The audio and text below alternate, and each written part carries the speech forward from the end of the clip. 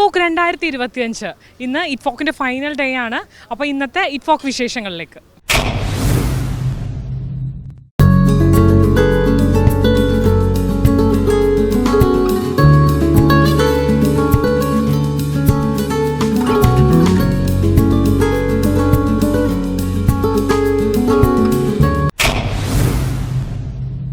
എല്ലാ വർഷവും നാടകത്തിന് വരാറുണ്ടോ? എല്ലാ വർഷവും അടുത്ത വർഷങ്ങളിലായിട്ട് നാടകത്തിന്. പേരെന്താ? എൻ്റെ രാജ്മോഹൻ നിരേശൻ. അപ്പൊ എന്താണ് മെയിനായിട്ട് ഇറ്റ്ഫോക്കില് സാർ എന്താണ് ഒരു ഇറ്റ്ഫോക്ക് എന്ന് പറഞ്ഞ വേറൊരു അനുഭവമാണ്.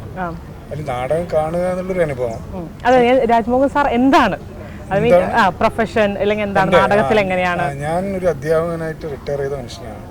ഇപ്പൊ ഈ നാടകമായിട്ടുള്ള എൻ്റെ ബന്ധം എന്ന് പറഞ്ഞാൽ വളരെ ചെറിയ പ്രായത്തിൽ, വിശ്വസിക്കാൻ അറിയില്ല, 4ാമത്തെ വയസ്സ് മുതൽ നാടകത്തിലുണ്ട്. നാടകത്തിൽ അഭിനയിക്കുന്നു. പിന്നെ നാടകം ചെറിയ രീതിയിൽ സംവിധാനം ചെയ്യുന്നു. പിന്നെ നാടക രചനയിലേക്ക് ചെറുതായിട്ട്. പക്ഷെ പിന്നെ വളരെ പ്രധാനമായിട്ട് പ്രീ ഡിഗ്രിക്ക് പഠിക്കുന്ന സമയത്ത് ഏകലവ്യൻ എന്നുള്ള നാടകം എഴുതിയതോട് കൂടിയിട്ടാണ് നാടക രചനയുടെ എല്ലാ ഇക്വേഷനും മാറുന്നത്. അത് അന്നത്തെ പിന്നെ ജില്ലാ യുവജനോത്സവം അവിഭക്ത കണ്ണൂർ ജില്ല അറിയും. അത് പയ്യന്നൂർ, കാസർഗോഡ് ജില്ലകളിലെ സ്കൂളുകൾ തമ്മിലുള്ള മത്സരമാണ്. അന്ന് അതിന് 1ാം സമ്മാനം ലഭിക്കുന്നു. അവിടുന്ന് മുതൽ ഇങ്ങോട്ട് മാറ്റിവെച്ച തലകൾ പോലുള്ള അക്കാഡമി അവാർഡ് പഴയ കാലത്ത് കിട്ടിയ മരമടൻ പോലുള്ള അങ്ങനെ 10-50ഓളം നാടകങ്ങൾ എഴുതുന്നുണ്ട്. ഇപ്രാവശ്യം ചാക്കോ മാഷ് നേരത്തെ സൂചിപ്പിച്ചതുപോലെ ഈ ഇപ്പോഴത്തെ നമ്മുടെ കേരള സംഗീത നാടക അക്കാദമി അമേച്വർ നാടക മത്സരത്തിൽ എൻ്റെ നാടകത്തിനാണ് പിന്നെ ഏറ്റവും നല്ല നാടകം, ഏറ്റവും നല്ല നടൻ, ഏറ്റവും നല്ല സംവിധാനം ഇതെല്ലാം ലഭിച്ചിട്ടുള്ളത്. അത് ഭയങ്കര അനുഭവമാണ്. വർഷങ്ങൾക്ക് മുമ്പാണ് അക്കാദമിയുടെ ഒരു അവാർഡ് മുമ്പ് കിട്ടുന്നത് മരമടന്. അന്നതിന് നടന് കിട്ടുന്നത്. ആ വലിയൊരു ഗ്യാപ്പ് ഉണ്ട്. കാരണം നമ്മൾ അക്കാദമി മത്സരം പിന്നെ അങ്ങനെ ഇല്ല.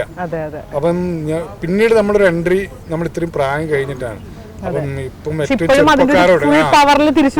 ചെറുപ്പക്കാരോട് വളരെ ഗംഭീരമായി, കാരണം ഇതൊരു 67 സ്ക്രിപ്റ്റിൽ നിന്നാണ് 18 സ്ക്രിപ്റ്റ് സെലക്ട് ചെയ്യുന്നത്. ആ 18 നാടകങ്ങളുടെ മത്സരത്തിന് ശേഷമാണ് 6 നാടകം സ്ക്രീൻ ചെയ്യുന്നത്. 6 നാടകത്തിൽ നിന്നാണ് വലിയൊരു പ്രോസസ് ഉണ്ട്. അപ്പൊ അത് ഇത്ര ഏറ്റവും പുതിയ പിന്നെ ചെറുപ്പക്കാരുമായി തലമുറയായി മത്സരിച്ചൊരു പഴയ ആൾക്കാർക്ക് നിൽക്കാൻ പറ്റുന്നു എന്നുള്ളത് നമ്മ ഇങ്ങനെ അപ്ഡേറ്റ് ചെയ്ത് പോകുന്നുണ്ട് എന്നുള്ളതിന്റെ. അന്ന് നാടകം ഉണ്ടായിരുന്ന സമയത്തും ഇപ്പൊ ഇന്നത്തെ നാടകം നമ്മൾ എന്തെങ്കിലും വ്യത്യാസം തോന്നുന്നു? മാറ്റങ്ങളുണ്ട്, അതുണ്ടാവുമല്ലോ സ്വാഭാവികമായിട്ട് മാറ്റങ്ങൾ. അതിന്റെ സമീപനത്തില്, അതിന്റെ ആശയത്തില്, അതിന്റെ രംഗാവിഷ്കാരങ്ങളില്, അപ്പം രംഗഭാഷ കുറച്ചും കൂടെ നമ്മുടെ ടെക്നോളജി വളർന്നു.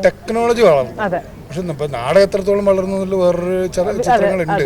വളർന്നിട്ടില്ലാന്നും പറയാൻ കഴിയില്ല. പക്ഷെ നമ്മളിപ്പം കാണുന്നതിൽ സാങ്കേതികത്വം കൂടുകയും ഇപ്പോൾ തമാശക്ക് ഇന്നലെ ചാക്കോ മാഷ് നമ്മളെല്ലാം പറഞ്ഞു സെറ്റ് കൂടുകയും നാടകം ചെറുതായി പോവുകയും ചെയ്തിട്ടുണ്ട് എന്നുള്ളൊരു ആശങ്ക നമ്മളിപ്പം പറയുന്നുണ്ട്. കാരണം നാടകം നടൻ്റെതാണ്. ആ നടന്റെ നാടകം വളരെ കൃത്യമായി തിരിച്ചു വരണമെന്നുള്ള അഭിനേതാക്കളുടെ നടൻ നടി കറക്റ്റ് കൈകൊണ്ട്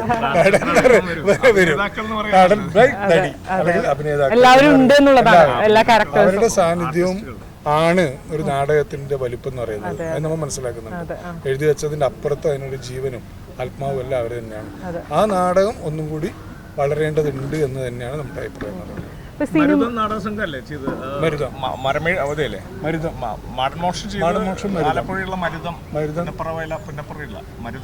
ഇനിയും അങ്ങോട്ട് നാടകത്തോട് സജീവമായിരിക്കോ അല്ലെങ്കിൽ ഒരു ഗ്യാപ്പ് എടുക്കോ? ഗ്യാപ്പ് എടുത്തിട്ടൊന്നുമില്ല. ഈ അക്കാദമി മത്സരത്തിൽ വന്നിട്ടില്ല. അല്ലാണ്ട് ചെറിയ ചെറിയ നാടകങ്ങളൊക്കെ ചെയ്യാറുണ്ട്. Bharat P. Antony award, Kerala Sahitya Akademi award, Sangeetha Nataka Akademi award, G Sankarapillai award, Sakthi award 3 പ്രാവശ്യം. അപ്പൊ അങ്ങനെ അത് നിരന്തരം എഴുതുന്നുണ്ട്. അതെല്ലാം നിരന്തരം കിട്ടുന്നുണ്ട്. ഞാൻ പറഞ്ഞ അക്കാദമി മത്സരം 5-6 വർഷമായിട്ട് ഈ കൊറോണയ്ക്ക് ശേഷം മത്സരം നടക്കുന്നില്ല.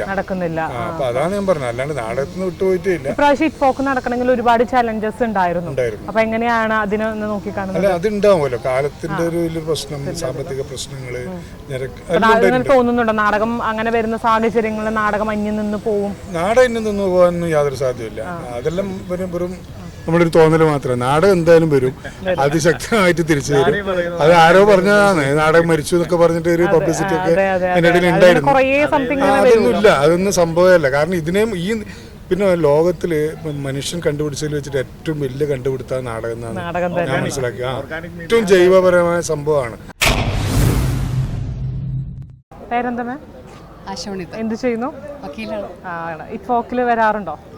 ഇപ്പോക്കിന്റെ ആദ്യം തൊട്ട് ആ മുരളി തൊട്ട് ഈ മുരളി വരെ വരാറുണ്ട്. സ്ഥിരം സാന്നിധ്യമാണ്. അവിടെയുണ്ട്. അതെങ്ങനെ, എന്താണ് ഇപ്പൊ ഏത് നാടകം ഇപ്പൊ കണ്ടുവന്നത്? ഇപ്പൊ കണ്ടത് ബോംബെയിലെ തമാശ തിയേറ്ററിന്റെ. എല്ലാ വർഷവും നാടകം കാണാറുണ്ട്. എങ്ങനെയുണ്ട് നാടകങ്ങൾ തമ്മിലുള്ളൊരു? പൊതുവെ എന്ന് വെച്ചാൽ ആദ്യമൊക്കെ നമുക്ക് ഒരുപാട് ഇന്റർനാഷണൽ നാടകങ്ങൾ ഉണ്ടായിരുന്നു. ഇപ്രാവശ്യം ഇന്റർനാഷണൽ നാടകങ്ങൾ കുറവാണ്. പക്ഷേ ഇപ്പം ശ്രീലങ്കൻ നാടകമാണെങ്കിലും ബോംബെ നാടകം, അതുപോലെ തന്നെ കുറച്ച് നാടകങ്ങളൊക്കെ വളരെ ഇഷ്ടമായിട്ടുണ്ടായിരുന്നു. മാത്രമല്ല ഈ ശ്രീലങ്കൻ നാടകത്തിന്റെ നമ്മുടെ മലയാള നാടകങ്ങളും ഉണ്ടായിരുന്നു. ഇപ്പൊ ഭൂതങ്ങള്, നെയ്ത്ത് എന്ന് പറയുന്നത് എങ്ങനെയുണ്ടായിരുന്നു? അതൊക്കെ നെയ്ത്ത് കൂടുതൽ ഇഷ്ടമായി. കാരണം വെച്ചാൽ അതിന്റെ താളവും അതിന്റെ ആ ചലനവും എല്ലാം മ്യൂസിക്കും എല്ലാം വളരെ കൃത്യമായി തന്നെ അവര് ആ നെയ്ത്തുകാരെ പഠിച്ചിട്ട് ചെയ്തതെന്ന് നമുക്ക് മനസ്സിലായിട്ടുണ്ടായിരുന്നു. അതെ അതെ, തീർച്ചയായിട്ടും. മലയാള നാടകങ്ങൾ നമ്മൾ എന്താ പറയുക, സത്യത്തിൽ ഞാൻ പ്രതീക്ഷിച്ച അത്ര അങ്ങോട്ട് എത്തിയിട്ടില്ല. പക്ഷെ എന്നിരുന്നാലും ഈ മ്യൂസിക്കൽ പെർഫോമൻസോട് കൂടിയിട്ടുള്ള ഈ ഡാൻസ് പെർഫോമൻസ് ഗംഭീരം. അത് വളരെ ക്ലിയർ ആയിട്ട് കമ്മ്യൂണിക്കേറ്റ് ചെയ്യുന്നുണ്ടായിരുന്നു. ഈ 2008 അന്നത്തെ നാടകങ്ങളും ഇന്നത്തെ നാടകങ്ങളും തമ്മിലുള്ളൊരു എന്തെങ്കിലും വ്യത്യാസം ഫീൽ ചെയ്യുന്നുണ്ടോ? അങ്ങനെ പറയുമ്പോൾ എന്താ വെച്ചാൽ നാടകങ്ങളുടെ സംഗീതങ്ങൾക്ക് വളരെ മാറ്റങ്ങൾ വരുന്നുണ്ട്. അതെ, പക്ഷേ നമ്മളെപ്പോലുള്ള ആൾക്കാർക്ക് ഇപ്പോഴും ആ ശരീരത്തിന്റെ ഭാഷ കൊണ്ടുള്ള നാടക കമ്മ്യൂണിക്കേഷൻ തന്നെയാണ് കൂടുതൽ താല്പര്യം.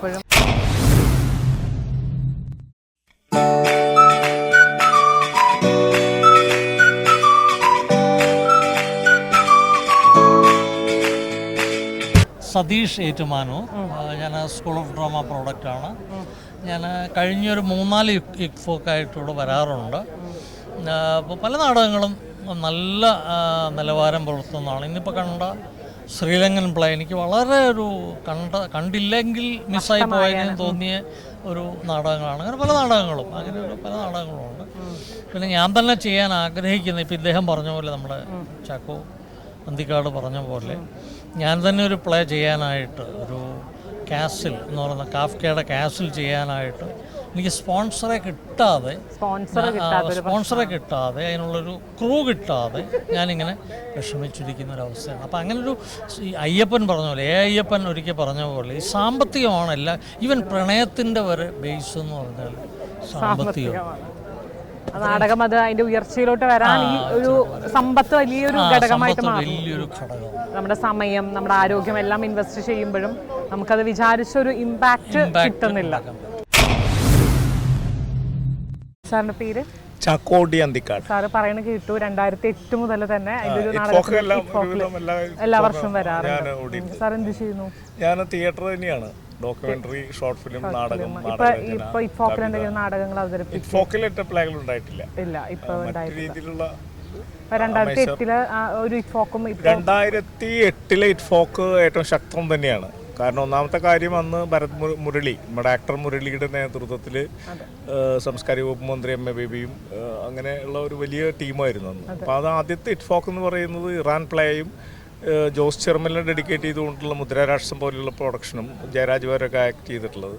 അതുപോലെ തന്നെ പെട്ടെന്ന് മനസ്സിൽ നിൽക്കുന്ന ഒരു പ്ലേ ആണ്, ഒരു ആഫ്രിക്കൻ പ്ലേ ഉണ്ട്, ഒരു ബ്ലാക്ക് ലേഡിയും ഒരു വൈറ്റ് ലേഡിയും മാത്രം ചെയ്യുന്നതാണ്. Every day I am walking and running എന്ന് പറഞ്ഞിട്ട് അതിഭീകരമായിട്ടുള്ളൊരു പ്ലേ ആയിരുന്നു. ഈ സ്റ്റേജിലാണ് കളിച്ചിരുന്നത്. രണ്ടുപേര് മാത്രം നിന്നുകൊണ്ട് അവരുടെ ഈ അഭയാർത്ഥി യാത്ര മുതലുള്ളതിന്റെ ദുരന്തങ്ങൾ അതിനെ അതിജീവിക്കുന്നതും ഒരു ബ്ലാക്ക് ലേഡിയും ഒരു വൈറ്റ് ലേഡിയാണ് ചെയ്തിരിക്കുന്നത്. അപ്പോൾ ഒരു ടേബിൾ മാത്രം ഉപയോഗിച്ചുകൊണ്ടാണ് അത് എല്ലാവരുടെയും മനസ്സിൽ നിൽക്കും. അത് അപ്പോൾ രണ്ടുപേരും മതി ശരിക്കും ഒരു രാജ്യത്തിന്റെ പ്രശ്നം പറയാനും അതിന്റെ ചെറുത്തുനിൽപ്പ് അതിജീവനം പറയാൻ രണ്ടുപേരും മതി എന്നുള്ളതാണ് ആ പ്ലേ. അതിൻ്റെ ഒപ്പം തന്നെ എക്കോസ്ത പോലെയുള്ള ഒരു പ്ലേ മറ്റേ ഇത് ഉണ്ടായിരുന്നു, നമ്മുടെ ഇറാൻ പ്ലേ ഉണ്ടായിരുന്നു, അതുപോലെ മുദ്രാരാഷ്ട്രം, അങ്ങനെ കുറെ മെമ്മറി. അതുപോലത്തെ ശക്തമായ നാടകങ്ങൾ ഇന്നും കാണാൻ കഴിയും. പിന്നീട് ലാറ്റിൻ അമേരിക്കൻ തിയേറ്റർ മാത്രമായിട്ട് ലാറ്റിൻ അമേരിക്കൻ ഇറ്റ്ഫോക്ക് വന്നു 2011-12 കേട്ടോ. അതിനും ബൊളിവിയൻ പ്ലേ ഒക്കെ മറക്കില്ല. കാരണം അത്രമാത്രം സ്റ്റേറ്റ് വയലൻസിന്റെ തുറന്നു വെക്കുന്ന ഒരുപാടുണ്ട്. ഏഷ്യൻ ഇറ്റ്ഫോക്ക് ഉണ്ട്, ഏഷ്യൻ പ്ലേകൾ. അതുപോലെ തന്നെ നമുക്ക് ഓരോ വർഷവും ഒരു 3-4 പ്ലേകൾ എപ്പോഴും മെമ്മറി നിൽക്കും. വരുന്ന എല്ലാ പ്ലേകളും എല്ലാവർക്കും ഇഷ്ടപ്പെടണമെന്നില്ല. ഈ വർഷം കണ്ടതിൽ 3-4 പ്ലേകൾ നമ്മുടെ മനസ്സിലുണ്ട്. ഒന്ന് ഹയവതന, നീലം മാൻസിംഗ് ചെയ്തു. ഹയവതനയുടെ നമ്മൾ പല വർഷം കണ്ടെങ്കിലും അതിന്റെ രംഗഭാഷയിലുള്ള നവീകരണം, പ്രത്യേകിച്ച് ഞാൻ ഈ ബ്ലാക്ക് ഔട്ട് ലൈറ്റ് ഓഫിനെ ഇഷ്ടപ്പെടുന്ന ഒരാളല്ല. ഡ്രാമാവേദിയിൽ ലൈറ്റ് ഓഫ് ആവശ്യമില്ല എന്ന് പറയുന്ന ഒരാളാണ്. കാരണം അതെങ്ങനെ ഇന്റർകട്ട് ചെയ്ത് ലിങ്ക് ചെയ്ത് കൊണ്ടുപോകാം എന്നുള്ളത് ഡയറക്ടോറിയൽ ഭാവന ഉണ്ടെങ്കിൽ ഈസി ആയിട്ട് നടക്കും. അതൊന്ന് തെളിയിക്കപ്പെട്ടതാണ് ഹയവതന. അവർ സ്റ്റേജിൽ വന്നു കഴിഞ്ഞാൽ ഒരു ലോറി മാത്രം ഉപയോഗിച്ചിട്ടാണ് കംപ്ലീറ്റ് യാത്ര ചെയ്യുന്നത്. അപ്പോൾ ഒരു സൈഡ് ലൈറ്റ് ഓഫ് ചെയ്യുമ്പോൾ അപ്പുറ സൈഡ് വർക്ക് ചെയ്ത് കയറുന്നു. അപ്പോൾ അത്രയും അതിന്റെ ഒരു എപ്പിക് തലത്തിലുള്ള പ്രയോഗങ്ങളൊക്കെ ഉപയോഗിക്കുന്നുണ്ട് അവര്. അങ്ങനെ ഡിസൈൻ അത് നല്ല പ്ലേ തന്നെയാണ്. പിന്നെ അതുപോലെ തന്നെ ആസാമീസ് പ്ലേ, അത് ഒരു 10-30 ചാക്കുകളും 2 ഫ്രെയിമും മാത്രം ഉപയോഗിച്ചിട്ടാണ് അവരുടെ തോട്ടം തൊഴിലാളികൾ, തേയിലത്തോട്ടം തൊഴിലാളികളുടെ ബ്രിട്ടീഷുകാർ മുതലുള്ള അതിൻ്റെ പീഡന അതിജീവനവും ചെറുത്തെടുപ്പ് ചെയ്യുന്നത്. ഒരു വേറെ അലങ്കാരങ്ങളൊന്നുമില്ല, കംപ്ലീറ്റ് കോറിയോഗ്രഫി അവരുടെ ഫിസിക്കൽ തിയേറ്ററൊക്കെ ഉപയോഗിച്ച് ചെയ്യുന്നു. അതുപോലെ തന്നെ ഫെമിനിസം പറയുന്ന ഒരു പ്ലേ വലിയ കുഴപ്പമില്ല, കുറച്ചും കൂടി അടിസ്ഥാന കാര്യങ്ങൾ പറഞ്ഞിട്ടില്ല. ഗുജറാത്തിൽ നിന്നുള്ള പ്ലേ കഴിഞ്ഞ വർഷങ്ങളെക്കാളും നോക്കുമ്പോൾ ഈ വർഷം ഈ 4 നാടകങ്ങൾ കുറവല്ലേ? പ്ലേകൾ എണ്ണം കുറവാണ്. കാരണം 10 ദിവസത്തെ ഫെസ്റ്റിവൽ 8 ദിവസം സാമ്പത്തിക പ്രശ്നങ്ങളുണ്ട്. പിന്നെ എംബസി ആയിട്ട് ബന്ധപ്പെട്ടവർക്ക് പല വിദേശ നാടകങ്ങൾക്കും ഇങ്ങോട്ട് എൻട്രി കിട്ടണമെന്നില്ല. അത് കേന്ദ്ര ഗവൺമെന്റും നമ്മളും തമ്മിലുള്ള ഒരുപാട് കോൺട്രാസ്റ്റുകൾ ഉണ്ട്, അതിനകത്ത് ഒരുപാട് വൈരുദ്ധ്യങ്ങളുണ്ട്. അപ്പോൾ പല രാഷ്ട്രങ്ങളിൽ നിന്നുള്ള പ്ലേകൾ നമുക്ക് വലിയ ചെലവ് ചെയ്തിട്ട് കൊണ്ടുവരാൻ പറ്റില്ല, ബഡ്ജറ്റിന്റെ പ്രശ്നമുണ്ട്. അതുകൊണ്ട് തന്നെ 3 പ്ലേ മലയാളത്തിൽ നിന്നും ഇന്ത്യയും കൂടുമ്പോൾ 10 പ്ലേയും പുറത്തുനിന്ന് 5 പ്ലേയാണ്, ആകെ 15 പ്ലേയാണ് റിപ്പീറ്റ് ചെയ്യുന്നത്. മലയാളം പ്ലേയിൽ ഇപ്പൊ നെയ്ത്ത് നല്ല ഞാൻ കണ്ടില്ല, അഭിപ്രായങ്ങൾ പറയുന്നുണ്ട്. പിന്നെയുള്ള 2 മലയാളം പ്ലേകളെ കുറിച്ച് വളരെ വീക്കായിട്ടുള്ള റിപ്പോർട്ടാണ്. മലയാളം പ്ലേകൾ ഇനി ഒരുപാട് വരേണ്ടതുണ്ട്. പക്ഷെ അതിന് തൊട്ട് മുമ്പ് നമുക്ക് കർട്ടൻ റേസറായിട്ട് അമേച്ചർ നാടക മത്സരം നടന്നുകൂടെ? അപ്പോൾ ആ നാടകങ്ങളുടെ ഒരു 3-4 നാടകങ്ങളുടെ സ്റ്റാൻഡേർഡ് നമ്മുടെ മലയാളത്തിൽ ഇപ്പൊ സെലക്ട് ചെയ്യപ്പെട്ട ഇൻഫോക്കിലെ നാടകങ്ങൾക്ക് ഇല്ല എന്നുള്ളതാണ് വേറൊരു സത്യം. നെയ്ത്ത് നല്ല ഇതുണ്ട്, നല്ല ഒരു അത് മാത്രമല്ല, അത് ചേന്നമംഗലത്തെ പ്രളയത്തില് മുങ്ങിപ്പോയ നെയ്ത്തുശാലയുടെ ബേസ് ചെയ്തിട്ടാണ് റിമാർക്ക് അല്ലെങ്കിൽ ടീം ചെയ്തിരിക്കുന്നത്. അപ്പോൾ അതിൻ്റെ ഒരു വളരെ ബ്യൂട്ടിഫുൾ ആയിട്ടുള്ളൊരു അവതരണം എന്നുള്ള രീതിയിലാണ് വന്നിരിക്കുന്നത്. പിന്നെ എനിക്ക് തോന്നിയത് അപ്പോൾ ഇന്നലത്തെ ഇപ്പോൾ വാറ് ബേസ് ചെയ്തിട്ടുള്ളതാണ് റാക്കറ്റ്. പക്ഷെ അത് 2 പേര് അവരുടെ ഭൂതങ്ങളൊക്കെ അപ്പൻ സിനിമയാണ്, അതിനൊരു അത്ഭുതങ്ങളൊന്നുമില്ല. കാരണം നമ്മൾ നേരത്തെ കണ്ടിട്ടുള്ള ഈ അമേച്ചറിൽ തന്നെയുള്ള ഇപ്പൊ മടൻ മോഷവും പൊറാട്ടും ഫസ്റ്റ് സെക്കൻഡ് കിട്ടിയ പ്ലേകളും ജനുസും അതുപോലെ തന്നെ സുവീറിന്റെ ഭാസ്കര പട്ടേലരും ഇതൊക്കെ കഴിഞ്ഞിട്ട് നമ്മൾ ഭൂതങ്ങളിലേക്ക് വരുമ്പോൾ പ്രത്യേകിച്ച് ഒരു പുതുമയില്ല. പിന്നെ അപ്പൻ സിനിമ അലൻസീറൊക്കെ ഗംഭീരമായിട്ട് ചെയ്തു വെച്ചിരിക്കുന്നതാണ്. അപ്പൻ സിനിമ മാത്രമല്ല, കണ്ണെഴുതി പൊട്ടും തൊട്ടും ഒക്കെ കണ്ടിട്ട് നമ്മൾക്ക് ഇങ്ങോട്ട് വരുമ്പോ അപ്പൊ പിന്നെ അതിനകത്ത് പ്രത്യേകത ഒന്നുമില്ല. പിന്നെ അവർ ഡെഡിക്കേറ്റഡ് ആണ് ആർട്ടിസ്റ്റുകൾ. കുട്ടിക്ക് ഭരത ഇത് കിട്ടിയിട്ടുള്ളതാണ്, ശക്തി അവാർഡ് കിട്ടിയ കുട്ടിക്കാണ് നന്നായി ചെയ്തിട്ടുണ്ട്. അങ്ങനെ കുറച്ച് ആർട്ടിസ്റ്റുകൾ നന്നായിട്ടുണ്ട്. രംഗഭാഷയിൽ വലിയ പുതുമയില്ലാന്നായിരുന്നു. പിന്നെ ഇറ്റ്ഫോക്കിന്റെ പ്രത്യേകത എന്ന് വെച്ചാൽ എല്ലാവരെയും എല്ലാ സമയത്തും പ്ലീസ് ചെയ്യിപ്പിക്കുന്ന നാടകങ്ങൾ സംഭവിക്കില്ല, എപ്പോഴും ഉണ്ടായിരിക്കും. അത് അതിന്റെ ബഡ്ജറ്റിംഗ് ഒരു വിഷയമാണ്, പിന്നെ പൊളിറ്റിക്സ് വലിയ വിഷയമാണ്. മുന്നൊരുക്കമില്ലാണ്ടാണ് ഇപ്രാവശ്യത്തെ ഇറ്റ്ഫോക്ക് നടന്നു. കുറെ അനിശ്ചിതത്വങ്ങൾ വന്നു. അത് സ്വാഭാവികമായിട്ട് ഈ ഫണ്ടിങ്ങിന്റെ പ്രശ്നത്തിൽ വരുന്ന അനിശ്ചിതത്വങ്ങളൊക്കെ ഇതിന്റെ ഓർഗനൈസേഷനെ ബാധിക്കും. പിന്നീട് നമ്മൾ അത് അതിജീവിക്കുന്നുള്ളത് തന്നെയാണ്. ഈ കുറച്ച് വൈകിയാലും നമ്മൾ അടുത്ത വർഷത്തെ ഇറ്റ്ഫോക്ക് എങ്ങനെയായിരിക്കും? കുറച്ചും കൂടി പവർഫുൾ ആവുമെന്ന് വിചാരിക്കുന്നു. നമ്മുടെ ഇറ്റ്ഫോക്ക് 2025 അവസാനിക്കുന്ന ഒരു വേളയിലാണ് ഇപ്പോൾ നമ്മൾ നിൽക്കുന്നത്. ഇപ്പോൾ ഒരു ഈവനിങ് സമയം, ഒരുപാട് ആൾക്കാർ ഇവിടെ വന്നിട്ടുണ്ട്, ഒരുപാട് എക്സ്പീരിയൻസ് അവർ ഷെയർ ചെയ്യാനായിട്ടുണ്ട്. ഇപ്പോൾ നമ്മുടെ കൂടെയുള്ളത് കൊറിയയിൽ നിന്ന് വന്ന കുറച്ച് ആൾക്കാരാണ്. സോ നമുക്ക് അവരോട് ഇറ്റ്ഫോക്കിൻ്റെ കുറച്ച് വിശേഷങ്ങൾ ചോദിക്കാം. ഹായ് മാം, എവിടെ നിന്നാണ് വരുന്നത്? Korea. She speak very well Malayalam. ഞാൻ പകുതി മലയാളിയാണ്, ഭർത്താവ് മലയാളിയാണ്. ഓ നൈസ്. ഇവിടെ കുറെ വർക്ക് ചെയ്തിട്ടാണ്. ആർട്ടിസ്റ്റ് ആണ്. 25 കൊല്ലം മുന്നേ ഇവിടെ വർക്ക് ചെയ്തിട്ടുണ്ട്. ലാസോമമായിട്ട് ജോസ് ബോസിന്റെ ഒപ്പം ഡയറക്ഷൻ ആക്ടിംഗ് ആയിരുന്നു. ആക്ടിംഗ് ആണ് മെയിൻ. സോ അപ്പോൾ ദരാ മൈ ഫ്രണ്ട് ആണ്. Name Yejin. What? My name is Yejin. Okay, you? Ayang. Yeah, Ayang. She have a throat pain. Yes. Then share your experience. Then how was the Kerala? Then how is Kerala? 아니 그냥 영어로 케랄라에 대한 인상이. What you comfortable? Doesn't matter. Yes, you speak English or Korean? 그냥 여기 꼭 아니어도. 아니. 케랄라에 오늘의 공연과 이 케랄라에 대한 느낌. 너무 열정적이고 긍정적인 에너지가 저희한테 흡수된 느낌이었어요. Are you trying in Kerala food? 케랄라 푸드. Yes. How? What do you like? 도사? Dosha? Yeah. Then Paisam. paisam. You are like sweet or spicy? Is much too much? I do, but it's quite like Both are very spicy. spicy. Spicy is like Kerala. Papadam. She likes papadam. 빠빠라? papadam. Papadam. Yes, ma'am. Yeah, Ma'am, because sir. she was just telling here people are so much passionate and then also same time very positive energies. You just like what is that? Gladiating That your the I think you positive already energy. said that there are the research students and Yeah. also there are asked it. After Yeah, they artists also same time they doing their own Okay, professional okay. field and they are just coming and just invited coming, by exploring us. the Kerala and Yeah, exploring the culture. Itfok. And Yeah. how is it dramas? Drama. Are you watching? Are you watched any dramas? Just beloved. Yes. Okay. Then how was it? 좀 전에 봤던 공연 어땠는지. 그거 얘기한 거. Good or bad? Then enjoying. It was very Very very good. yeah, Good. very interesting, and they are talking about all kinds of loves and Okay. Yeah, The with sounds, music. light, actors. Are you enjoying? yeah. Yes. Okay. I'm Thrissur Pooram ഇപ്പോൾ വരികയാണ്. തൃശ്ശൂർ പൂരം. പുരം സമയമില്ല നമ്മൾ സമയമില്ല. ആ. ഉത്രാടിക്കാവ് പൂരം. വടക്കഞ്ചിന്റെ പുരം കണ്ടിട്ടുണ്ട് അതിന്റെ കണ്ടിട്ടുണ്ട്, കണ്ടു. എക്സ്പീരിയൻസ് ഉണ്ട് ഒന്ന് Experience. ചോദിച്ചോളൂ എങ്ങനെ ഉണ്ടായിരുന്നു ചോദിച്ചോളൂ എങ്ങനെയുണ്ടായിരുന്നു എക്സ്പീരിയൻസ്? വെടിക്കെട്ട്, ക്രാക്സ്. അടിപൊളി മാമിന്റെ പേരെന്താ? എൻ്റെ പേര് എലിസബത്ത് ഗ്ലെൻഡ.